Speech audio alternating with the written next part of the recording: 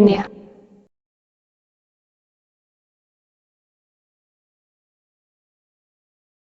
¿Qué tal amigos? ¿Cómo se encuentran? Espero que muy bien. Soy Checolín, Sergio Colín, para mi canal de Britnea. Bien, el día de hoy vamos a continuar con, se puede decir, la segunda parte del video anterior, ya que tanto el ratón como el desarrollo de la interfaz gráfica de usuario son muy importantes para la computadora actual, ya que las computadoras más modernas están utilizando esta GUI o GUI. Y pues bueno, es importante hablar de ello, cómo se creó, dónde, a partir de cuál, y vamos a ver cómo todo se ha ido desarrollando a partir de invenciones previas, perfeccionándolas o incluso partiendo de cero cuando no hay ninguna referencia anterior. Bien, comenzamos. Como ya hemos visto en la historia de la informática, tuvo que desarrollarse la electrónica para poder dar lugar a sistemas cada vez más sofisticados. Si ya han visto por ahí la historia de las generaciones de las computadoras, y si no, también aquí en mi canal está el video del abaco a la IBM PC, de la computadora personal, para que vean el desarrollo de toda esta investigación en informática. Pero bueno, hemos visto que desde las máquinas grandísimas como es la Mark I con Aiken, también digamos la máquina de Atanasov Berry, la ABC o ABC, eran máquinas muy grandes y pues no tenían lógicamente una pantalla, eran máquinas que trabajaban con tarjetas perforadas, bulbos, y después se fue pasando a lo que es el transistor, pero igual seguían con comandos escritos en un teclado y muchas veces salida de impresora, no había todavía una pantalla como tal. Incluso la ENIAC, que con el señor Macaulay Eckert, también vemos que no tiene todavía una pantalla o digamos una interfaz gráfica. La Univac, todas estas máquinas grandes, pues utilizan comandos, tarjetas todavía perforadas. Podemos ver las máquinas grandes de IBM, como la 360 System, que tiene un panel de control, pero igual son por fusibles, por switch, y se controla a través de un teclado, pero no vemos todavía una pantalla, como pueden observar aquí en las imágenes que estamos viendo. Hay, por ejemplo, también la Digital Equipment Corporation PDP-8, la VAX 11-780. Todas estas máquinas se basan todavía en tarjetas perforadas. Fue a partir de que algunos ingenieros, fue que las investigaciones en la Universidad de Cambridge, allá en Inglaterra, lo que es ahora Reino Unido, y acá en Estados Unidos en la Universidad de Harvard, en la Universidad de Stanford, científicos e ingenieros eléctricos y en informática que, como hemos visto, fueron desarrollando algunos programas y ya hasta que ya pusieron un monitor como tal y adaptaron un televisor, un tubo de rayos catódicos para colocarle algunos caracteres en la pantalla o mapa de bits. Ya vimos que también, por ejemplo, Steve Wozniak, o Woz, pues de ahí tenemos una foto icónica de él cuando está armando su propia computadora, la Apple I. Vemos que ya le pone un monitor o un televisor blanco y negro, que son de baja resolución, y me parece que son 40 líneas por 25, pero ya puede ir colocando con un teclado unos caracteres. Entonces esto hace que cuando lo visita Steve Jobs, ya vimos que se sorprende mucho, se queda paralizado prácticamente, y luego ve la oportunidad de negocio.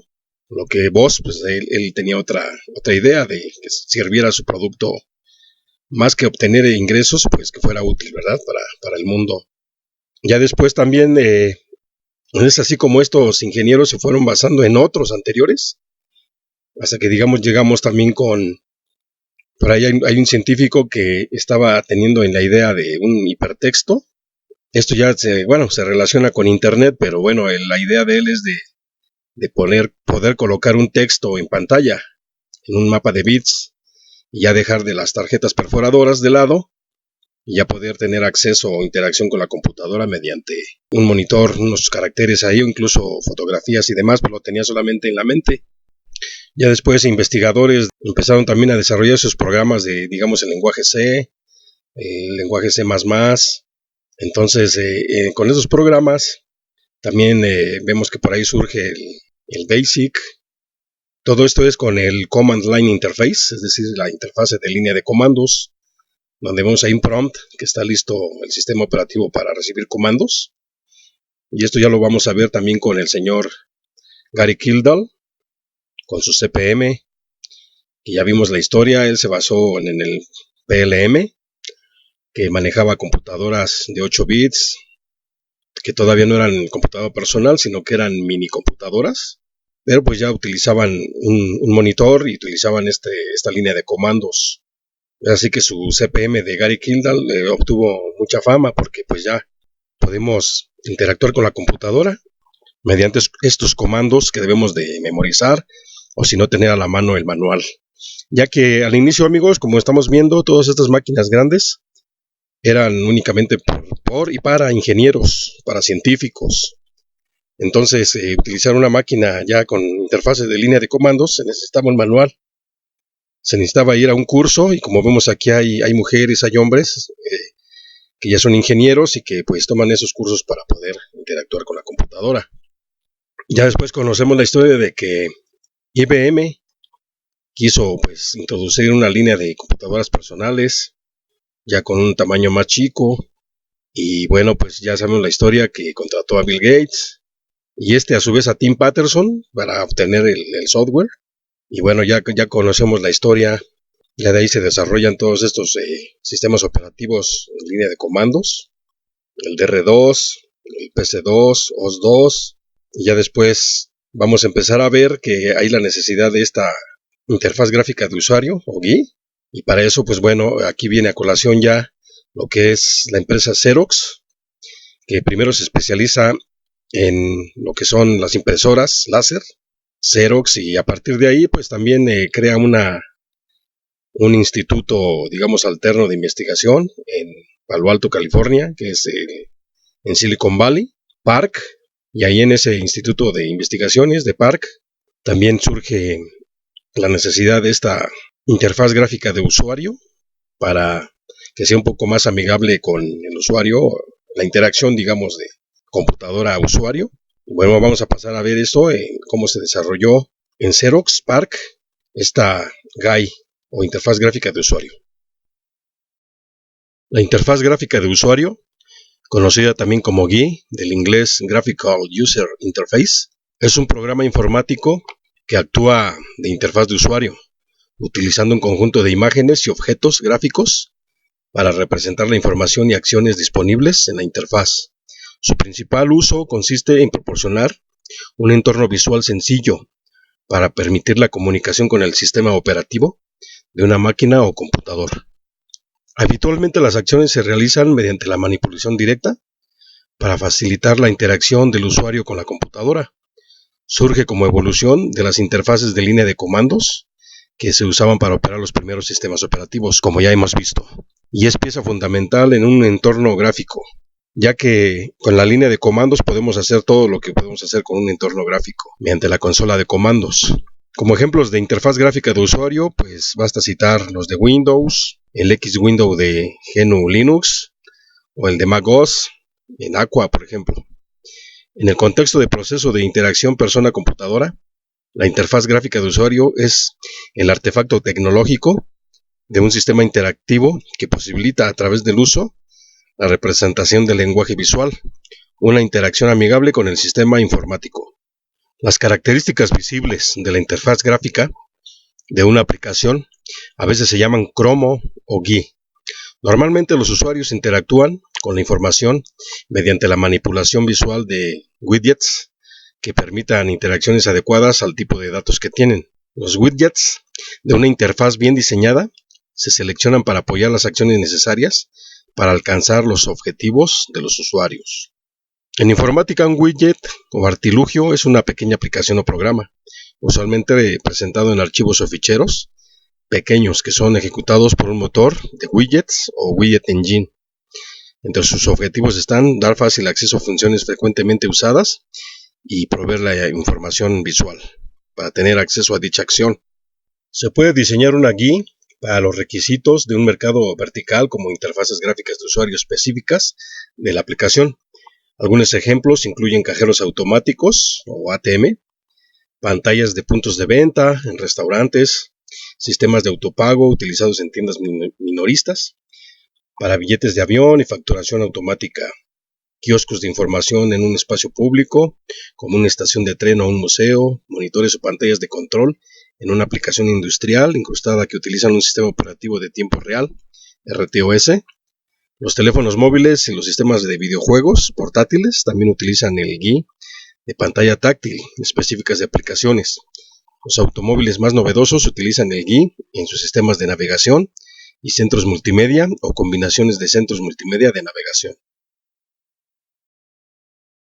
Como vimos en el video anterior, el Dr. Douglas Engelbart, director del Stanford Research Institute, desarrolló una interfaz de hipervínculos en modo texto, gobernada por un ratón que él concibió, y en base a esta invención o idea, su colaborador William English, ya vimos que él lo llevó a cabo, él lo fabricó y le hizo una pequeña mejora a quitar los rodillos, digamos, por una esfera para mover o detectar la posición XY, haciendo esta mejora. Y a la vez también el señor René Sommer también diseñó su ratón, y vimos que la empresa Logitech fue la que creó este ratón en base al diseño de René Sommer, que lo dotó de un microprocesador para ser un poco más inteligente y que detectara con más precisión la posición del cursor en la pantalla.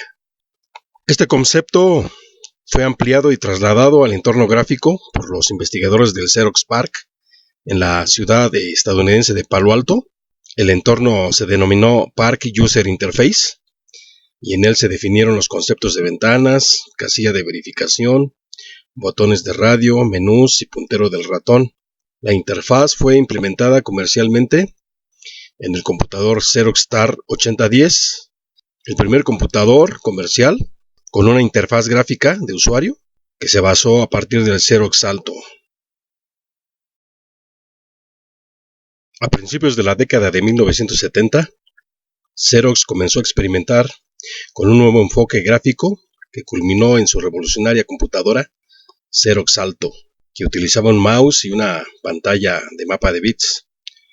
Cuando llegó el momento de comercializar el Alto en un producto para envío a finales de la década de 1970, Xerox necesitaba una interfaz que pudiera facilitar a los profesionales de oficina sin capacitación en informática el uso adecuado y fácil, ya que, como hemos visto, este tipo de computadoras todavía estaba más que nada para un círculo científico y de ingenieros, y pues utilizaban comandos y necesitaban un curso para poderla utilizar. Entonces, este trabajo de crear una interfaz más amigable recayó en David Canfield Smith de Xerox, quien inventó la metáfora de escritorio. Aquí podemos ver una fotografía del señor David Canfield Smith, que nació el 29 de marzo de 1945 en Virginia. Es un científico informático conocido por inventar los iconos de computadora y la técnica de programación conocida como programación por demostración. Su énfasis principal ha estado en el área de la interacción humano-computadora y el diseño de la interfaz computadora-humano, o CHI. Su objetivo era hacer que las computadoras fueran más fáciles de usar para la gente común. Es uno de los pioneros de las modernas interfaces gráficas de usuario, GUI, para computadoras, habiendo inventado técnicas como la metáfora del escritorio, los cuadros de diálogo y los comandos universales. Smith y sus compañeros de Stanford a menudo se reunían para pensar en soluciones a los problemas. Esto típicamente involucraba una pizarra. Dibujarían imágenes y diagramas que describieran la solución. Luego se sentaban y traducían esos diagramas a un lenguaje de programación que una computadora aceptaría. Ahí es donde surgieron muchos problemas. La distancia de traducción entre las imágenes y el código lineal era muy grande. Intentar salvarlo condujo a muchos errores. A Smith se le ocurrió que si la computadora pudiera ejecutar los bocetos en la pizarra directamente, estarían listos, y toda una serie de errores desaparecería, así que decidió hacer de esto el objetivo de su doctorado. Investigando crearía una pizarra electrónica ejecutable. Al crear Pygmalion, Smith quería objetos que pudieran manipularse directamente en el sistema. Smith se inspiró en la creencia dentro de ciertas religiones de que las imágenes que representan figuras sagradas encarnan algo de la santidad de esa figura. Smith vio que los objetos de Pygmalion tenían esquemas tanto visuales como mecánicos que representaban. Vio un icono religioso y los objetos que estaba dibujando con el mismo doble significado, por lo que llamó a estos objetos iconos. Pygmalion es el nombre de la tesis de Smith en Stanford y contenía dos nuevas innovaciones: los conceptos de iconos informáticos y la programación por demostración. Smith nombró a este programa entonces Pygmalion, en honor al famoso escultor Pygmalión de la mitología romana. El programa Pygmalion se implementó en el nuevo lenguaje de programación Smalltalk, en la nueva computadora personal de la Xerox Alto. Cuando Xerox encargó a David Canfield Smith que averiguara cómo los trabajadores de oficina normales podrían utilizar el nuevo sistema informático de mapa de bits de Xerox, Smith se basó en su trabajo de tesis en computación simbólica, en la que una computadora puede programarse visualmente. En el proceso, Smith inventó el icono de la computadora, como ya dijimos, descrito por primera vez en su tesis doctoral de 1975. Como una extensión de esto, Smith se dio cuenta de que necesitaba una metáfora que los empleados ya entendieran. Optó por representaciones visuales en pantalla de objetos del mundo real, como archivadores, carpetas y cestas, que los empleados usaban todos los días. Él dice, cito, literalmente miré alrededor de mi oficina y creé un icono para todo lo que vi. Cierro cita. Dijo Smith en un discurso del premio de 2020 grabado para el Grupo de Interés Especial de Interacción Computadora Humana de la Asociación para Maquinaria de la Computación. Como era de esperar, los iconos han jugado un papel muy importante en la interfaz de Xerox Star. En la última instancia, la interfaz Star resultó familiar para los empleados y Smith afirma que su discurso, que fue bien recibida durante las pruebas, no era tan flexible como algunas GUI basadas en escritorio. Un diseñador gráfico de Xerox llamado Norm Cox es el que se encargó de diseñar la interfaz final de la Star, que incluía los primeros iconos de documentos y carpetas utilizados en la historia de la computadora. Pero ese archivo de la Star lo vamos a ver en un video aparte para que no nos extendamos de la GUI. El Xerox Alto, desarrollado en el Xerox PARC en 1973, fue uno de los primeros ordenadores personales de la historia que utilizó la metáfora de escritorio y una interfaz gráfica de usuario, así como un ratón. Ya con el concepto de lo que es el icono y lo que es el escritorio, damos paso al señor Alan Kay, un informático estadounidense, nacido en Springfield el 17 de mayo de 1940, conocido por sus trabajos pioneros en la programación orientada a objetos y el diseño de sistemas de interfaz gráfica de usuario. El señor Alan estaba muy interesado en las investigaciones que llevaba a cabo el Dr. Douglas Engelbart, el que concibió al ratón, con el que coincidió por primera vez en Utah el año de 1967.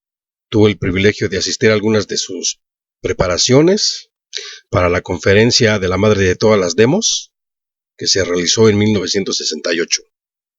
El señor Alan Kay es profesor adjunto de Ciencias de la Computación en la Universidad de California en Los Ángeles, UCLA o UCLA, profesor visitante de la Universidad de Kioto y profesor adjunto en el Instituto Tecnológico de Massachusetts, el MIT. También es presidente y fundador de Viewpoints Research Institute. Originario en Massachusetts, el señor Kay consiguió licenciarse en Matemáticas y Biología Molecular en la Universidad de Colorado. Tiene el grado de maestro y doctorado de la Universidad de Utah. En la Universidad de Utah, en los 60, el señor Kay trabajó con Ivan Sutherland en aplicaciones gráficas pioneras, incluyendo Sketchpatch.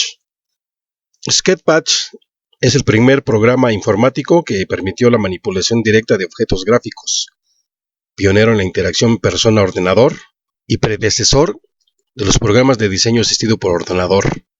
Fue una de las primeras aplicaciones informáticas que defendieron el concepto de utilizar el ordenador como extensión de la mente humana, no solo como herramienta técnica, sino también artística. Con esto podemos tener lo que es el concepto de cyborg, es decir, ya una persona con alguna extensión tecnológica o informática, con este Sketchpad.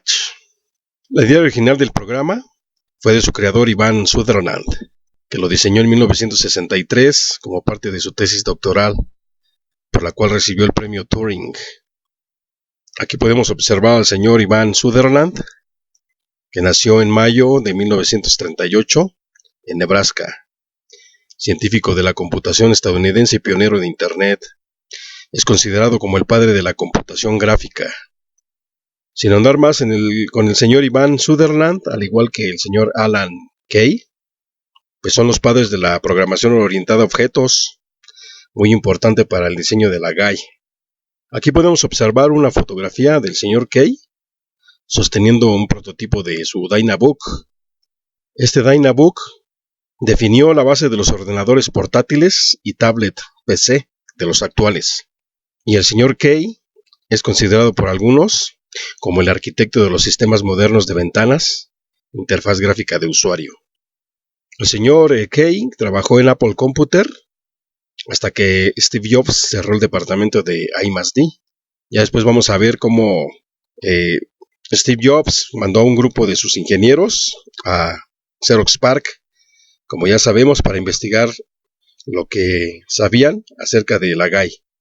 Y de ahí que surgió después su propio diseño y dio origen a la computadora Lisa, que posteriormente, a partir de Lisa, surgió la Macintosh, que ya fue la primera computadora de Apple en explotar lo que es la GUI, así como su ratón de Apple, de un solo botón simplificado. Es así que ya hemos visto que el Dr. Douglas Engelbart del Stanford Research Institute desarrolló una interfaz de hipervínculos en modo de texto, gobernada por un ratón, y a partir de aquí, Xerox PARC diseñó su entorno que denominó PARC User Interface, cuya interfaz gráfica fue la primera que puso en el Xerox Alto, ya con una interfaz gráfica de usuario y un ratón, que después de esta Xerox Alto se desarrolló la Xerox Star 8010, que se conoce como 8010 Star Information System, Sistema de Información Estrella 8010, introducida por Xerox Corporation en 1981. Fue el primer sistema comercial en incorporar varias tecnologías que han llegado hasta ser hoy día corrientes en computadoras personales, incluyendo la pantalla con bitmaps en lugar de solo texto, una interfaz gráfica de usuario basada en ventanas, iconos, carpetas, ratón, red Ethernet, servidores de archivos, servidores de impresoras y correo electrónico. Un sistema muy completo pero muy caro, como ya después veremos en otro video.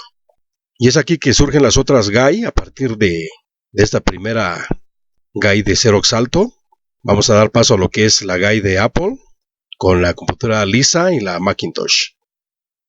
Entonces aquí vamos a dar paso al señor Jeff Raskin, que tenemos en pantalla. Es un programador y filósofo estadounidense que nació el 9 de marzo de 1973 y falleció el 26 de febrero de 2005. Fue un diseñador de interfaces de usuario, conocido principalmente por fundar el proyecto Macintosh para la Apple Computer a finales de los 70s y por los ordenadores Canon CAT de la compañía japonesa Canon. El señor Raskin conoció a Steve Jobs y Steve Wozniak asistiendo a la primera feria de informática de la costa oeste en la presentación del Apple II. Es ahí que tiene el primer contacto con Steve Jobs y por eso lo contrataron y le encargaron este proyecto de la Macintosh para que le pusieras una interfaz gráfica de usuario. Y es así que Steve Jobs lo envió junto con otro equipo de ingenieros a Xerox PARC en 1979. Viendo la interfaz gráfica del Xerox Alto, se concentraron en diseñar su propio entorno gráfico para una nueva generación de 16 bits y se vio plasmado en el Apple Lisa en 1983. Igualmente después vamos a ver un video de la Apple Lisa, así como del Macintosh. Ese sistema gráfico es portado al sucesor del Apple II, Apple IIgs. Un segundo equipo trabaja en el Apple Macintosh y vería la luz en 1984 con una versión mejorada del entorno gráfico del Lisa. Y aquí una cita que dice: pretendimos hacer una computadora tan simple de manejar como una tostadora. Desde ese momento el Mac reinará como paradigma de usabilidad de un entorno gráfico. Workbench es el nombre dado por Commodore a la interfaz gráfica del Amiga OS, su sistema operativo del Amiga, lanzado en 1985. A diferencia de los sistemas más populares GEM de Digital Research, Mac OS MS Windows es un verdadero entorno multitarea, solo rivalizando por la interfaz X Windows System de los sistemas Unix. La GEOS para el Commodore 64 y su sucesor Commodore 128 es de 1986 y este entorno GEOS se portó al IBM PC.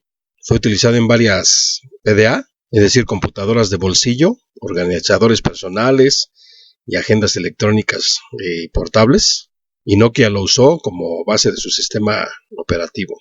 Bien, aquí damos paso a lo que es la GEM, Graphical Environment Manager, que es un GUI diseñado por Digital Research en 1985 para ejecutarse sobre varios sistemas operativos de línea de comandos del IBM PC y compatibles.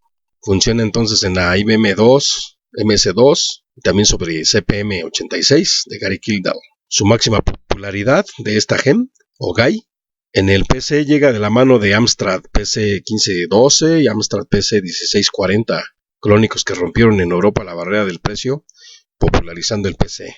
En el PC vivirá una segunda juventud al venir de serie con DR2 como Taskmax, pero será en los Atari ST que se convertirá en el entorno gráfico oficial de la plataforma, alcanzando gran popularidad, por tanto por ser el principio de una alternativa barata al Mac en autoedición y como por hacerse con el nicho de mercado en la música profesional.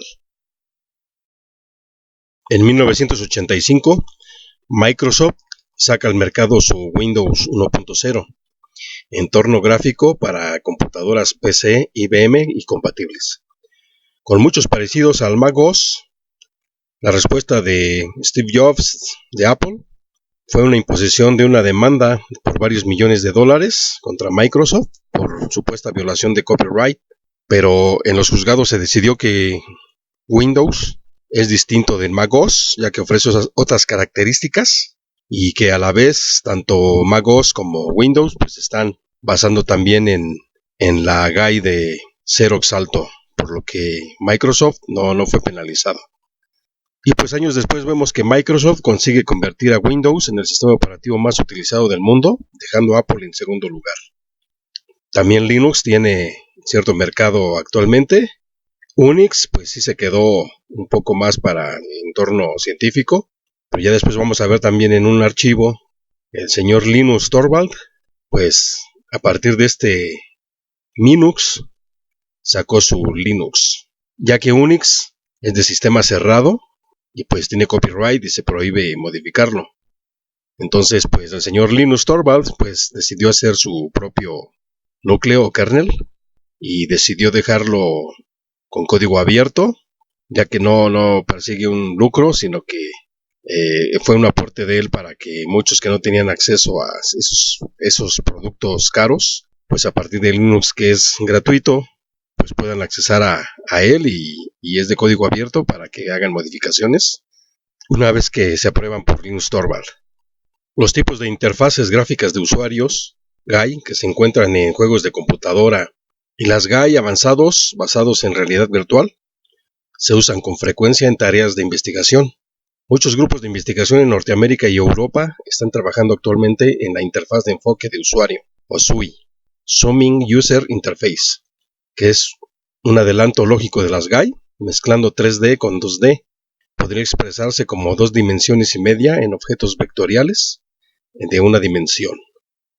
Las GUI de uso específico, por ejemplo, la pantalla táctil o touchscreen, pantalla que al ser tocada actúa por los comandos del ratón en el software, se encuentra actualmente implementado en muchos restaurantes y en muchas tiendas de autoservicio de todo el mundo. Fue iniciado por Gene Mosher en la computadora del ST del Atari en 1986. El uso que él especificó en las GAI de pantalla táctil ha encabezado una revolución mundial e innovadora en el uso de computadoras a través de las industrias alimenticias y de bebidas. Otro ejemplo de GAI de uso específico relacionado con pantalla táctil son los cajeros automáticos, kioscos de información y pantallas de monitoreo y control en los usos industriales, que emplean un sistema operativo de tiempo real, RTOS, y los teléfonos móviles y los sistemas o consolas de juego también emplean las pantallas táctiles. Muchos entornos y juegos utilizan los métodos de los gráficos 3D para proyectar objetos 3D en la interfaz gráfica de usuario en la pantalla. Algunos ejemplos son Windows Aero y Aqua de macOS para crear interfaces atractivas denominadas Eye Candy o con fines funcionales que solo son posibles usando 3 dimensiones. Y pues bueno amigos, es así que llegamos al final de este documento tan importante que es la GAI. Tenemos también la realidad virtual y lo que es la realidad aumentada. Finalmente también cabe mencionar al señor Elon Musk, que ya ven que está haciendo una especie de robots o androides con inteligencia artificial, y más que nada lo menciono porque él quiere también ayudar al ser humano a poniéndole un chip y ya en nuestra mente, o no sé cómo funcionaría para tener una GAI dentro de cada quien, y ya supuestamente nos va a dar una potenciación o va a hacer que el ser humano pues tenga acceso a todo más rápido. Ya sería una GAI interna, pero imagínense cómo sería. A través de la vista, tener ya imágenes, sonido. Eso sí ya es un poco futurista, pero pues vamos a ver en qué termina. Mientras, pues aquí está amigos el archivo, lo que fue el ratón y la GAI, muy importantes para las computadoras actuales y tal vez del futuro, o las computadoras cuánticas. Vamos a ver si aparece un nuevo tipo de GAI. Bien, cuídense mucho. Soy Sergio Colín, Checolín, para mi canal de Britnia. Los espero pronto en otro video. Gracias. Fin del archivo. Hasta pronto. Britnia.